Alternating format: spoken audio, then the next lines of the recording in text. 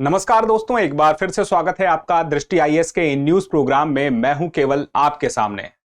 इंसान बिना भोजन के कई हफ्ते तो गुजार सकता है, इंसान बिना पानी के कुछ दिन तो गुजार सकता है, लेकिन इंसान बिना हवा के कुछ मिनट भी नहीं गुजार सकता। यह हवा हमारी जिंदगी के लिए बेहद ही महत्वपूर्ण है। जल अगर जीवन है तो हवा भी जीवन है। इसी वजह से ये सारी दुनिया इस जल और हवा यानी कि आबो हवा को बचाने की जद्दोजहद में लगी हुई है। इसीलिए दुनिया के सारे राष्ट्राध्यक्ष बैठते हैं, बात करते हैं, निष्कर्ष निकालने का प्रयास करते हैं कि हम कैसे इस पर्यावरण को बचा सकें, यहाँ की हवा को बचा सकें, यहाँ के जल को बचा सकें और अपने लिए और बेहतर कर सकें। खराब जो हो रहा है उसे खराब होने से भी रोकना है और बेहतर करना है। तो उस दिशा में क्या प्रयास किए जाते हैं, उन प्रयासों के पहले यह समझना जरूरी होता है कि आखिर हम किस स्थिति में हैं। जब तक स्थिति का अंदाजा नहीं लगेगा तब तक यह नहीं अंदाजा लगाया जा सकता कि हम आगे कर क्या सकते हैं। तो खराब हवा का अंदाजा लगाने के लिए भी अपना एक पैमाना है जिसको हम वायु गुणवत्ता सूचकांक बोलते हैं। और बीते दिनों हमने इस पर चर्चा इसी चैनल के वीडियो में की थी कि कैसे जब पराली दहन होती है तो सुप्रीम कोर्ट में हाल ही में इस पर एक फैसला भी आया था कि पंजाब और हरियाणा के क्षेत्र में जैसे पराली दहन होता है तो उसकी वजह से जो प्रदूषण हो रहा है वह एक तरह से कहा जाए तो मौलिक अधिकारों का हनन है, आर्टिकल 21 के अंतर्गत।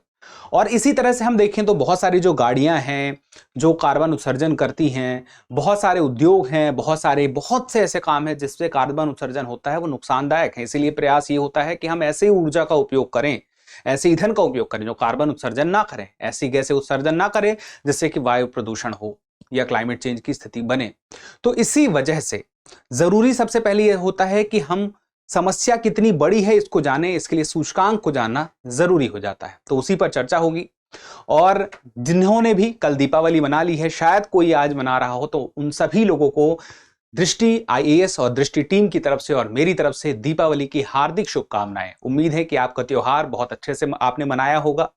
और दृष्टि आईएएस के भी आज 1 नवंबर 2024 को स्थापना के 25 वर्ष पूरे हो चुके हैं। तो स्थापना की इस 25वीं वर्षगांठ तक की यात्रा में आप सभी साथियों का भी बहुमूल्य और अनमोल योगदान रहा है।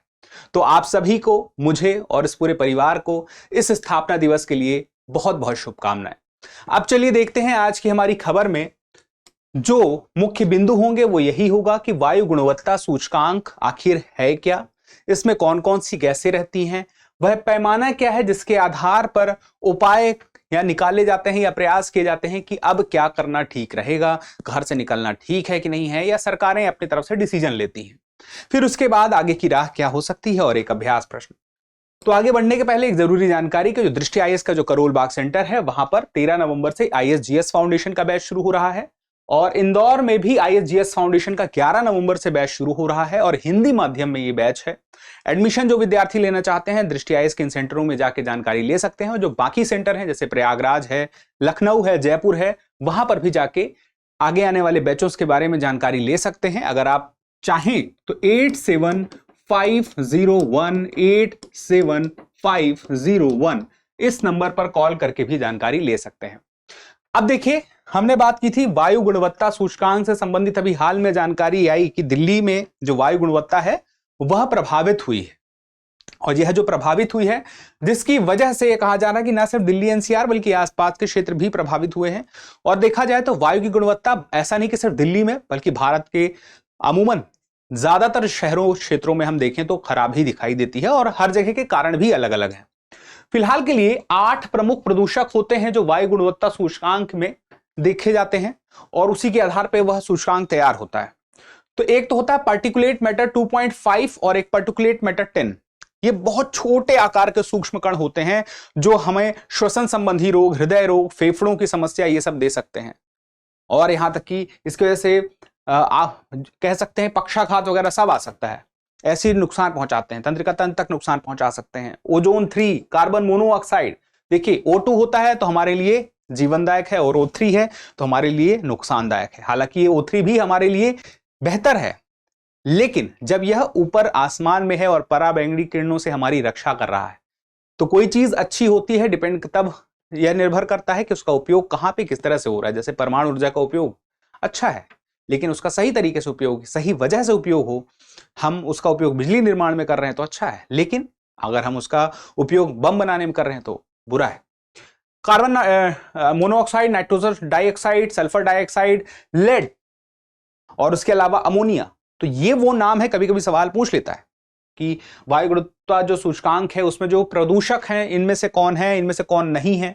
अब बात की जाए ये जो PM 2.5 और 10 है, तो पार्टिकुलेट मैटर 2.5 और 10 का एक अपना मतलब है। जैसे कि आप ये कह सकते हैं कि 10 माइक्रोमीटर है अगर कोई कण उसके अंदर है, 10 माइक्रोमीटर तक है, तो वह हम बोलेंगे PM 10, और कोई 2.5 से माइक्रोमीटर से भी कम है, छोटा है, तो उसको हम बोलेंगे PM 2.5। और ये हमारे शरीर में आसानी से प्रवेश कर सकता है और ये भी करता है, लेकिन उसकी तुलना में ये ज्यादा नुकसानदायक है क्योंकि ये बहुत ही छोटे होते हैं। ठीक है, तो होते क्या है, हवा में जो निलंबित बेहद छोटे कण हैं, तरल बूंदे बहुत छोटे, बहुत महीन, और ये नुकसान ही पहुंचाते हैं, ये कोई फायदा नहीं पहुंचाते।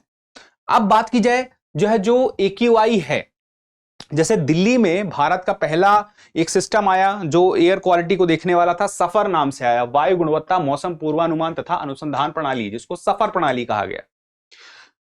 वहां से शुरुआत हुई और आज हम अलग अलग जगहों पर हम देखते हैं कि क्या स्थिति है, अलग अलग देश के हिस्सों में क्या स्थिति है।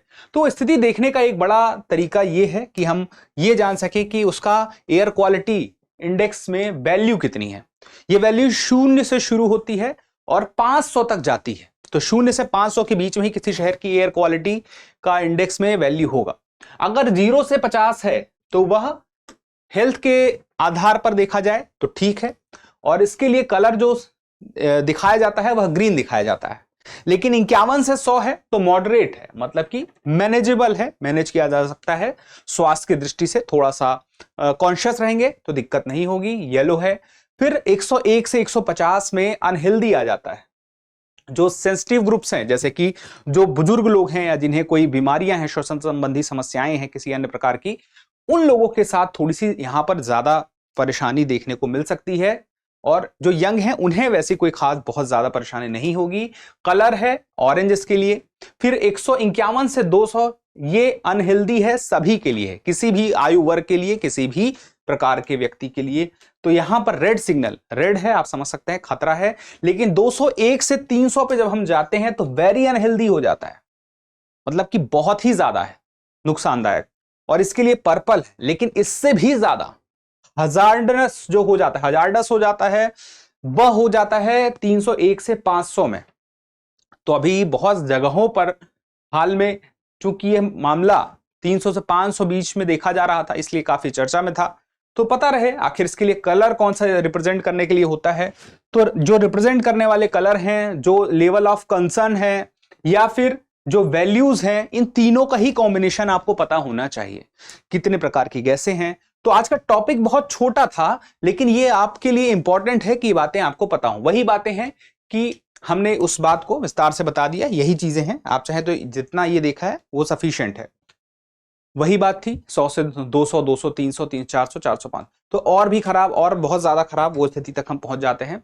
अब चलिए आज का अभ्यास प्रश्न देख लेते हैं। वायु गुणवत्ता सूचकांक AQI में कुल कितने मानदंड यानी गैसें शामिल होती हैं? कितने प्रदूषक हैं? गैस से ज्यादा हम क्या कह सकते हैं? प्रदूषक शामिल होते हैं।